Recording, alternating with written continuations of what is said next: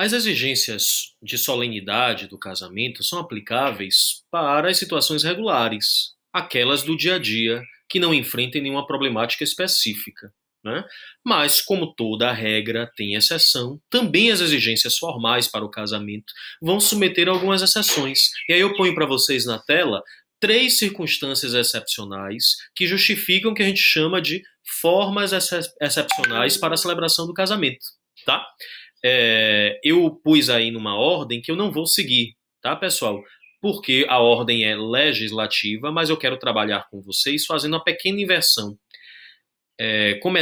Porque o meu desejo é trabalhar com um raciocínio que, como se fosse uma escada de graus de intensidade da excepcionalidade da celebração do casamento. E aí a gente vai começar pelo último, aquele previsto no artigo 1542, mas que é a mais branda das exceções para a cerimônia solene do casamento, que é o casamento realizado por procuração.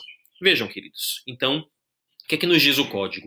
No artigo 1542, é possível que os indivíduos se casem, celebrem o casamento através do instrumento de mandato, ou seja, pedindo que um dos nubentes seja representado por outra pessoa, mediante procuração. O que é que há de excepcional nisso? Ora, um casamento sendo um ato tão exigente em termos de forma, né, é tão singular no seu propósito, estabelecer uma comunhão plena de vidas. Ora, este casamento, o mínimo que a gente poderia esperar ou intuir em princípio que este casamento lhe venha a acontecer presencialmente, que os dois nubentes estejam presentes no ato, dada a sua importância. E o que é que faz com que o legislador diga não? O casamento pode ser feito mediante procuração, ou seja, que David se faça representar por outra pessoa, por João ou por Maria, no ato da celebração do casamento. Soa estranho, efetivamente, esse tipo de referência aí legislativa, mas ela tem um fundamento social. Existem circunstâncias que fazem com que a pessoa, em que pese querer estar presente, tenha dificuldades de estar ali, naquele momento, celebrando seu casamento.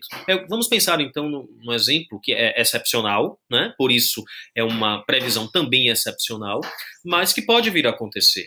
Vamos pensar no indivíduo que seja vinculado funcionalmente a uma grande multinacional, que esteja sediada num país super incisivo quanto ao ingresso de estrangeiros, muito restrito este ingresso no país, que ele queira se casar, já tenha se naturalizado e que precisasse sair dali do país para realizar o casamento no seu país de origem, aqui no Brasil.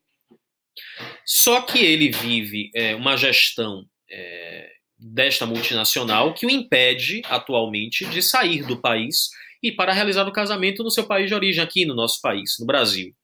Por outro lado, quer se casar, mas a pessoa com quem quer se casar não tem como entrar no país se não for casada com ele que já está naturalizado. Vejam que abacaxi nós temos nas mãos, então.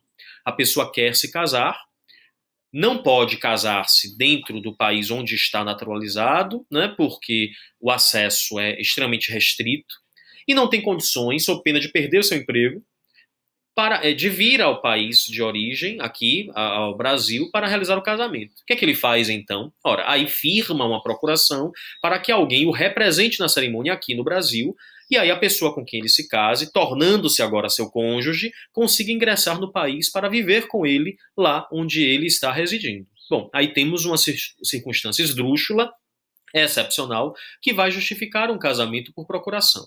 A lei, meus caros, não diz que para que o casamento com procuração exista, tenha uma justa causa, ou seja, tenha uma justificativa jurídica plausível. Não diz, mas nós, no âmbito social, entendemos que só há razão para que se pense no casamento nessa ordem se tivermos uma justificativa social também plausível. É o exemplo que eu estou dando, se insere neste âmbito de justificativa aí, tá? Então, acontecendo uma necessidade específica, pontual, podem os nubentes se fazerem representar assim por um procurador, né, através da emissão de uma procuração que submete algumas exigências, tá?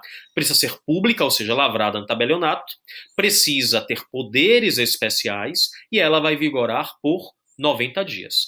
Lavrada no tabelionato, com poderes especiais para o casamento, não é qualquer procuração, e esta procuração tem validade pelo período de 90 dias. Findos os 90 dias, é preciso se lavrar nova procuração, porque ela perdeu sua validade. Aí temos, então, a primeira forma excepcional do casamento.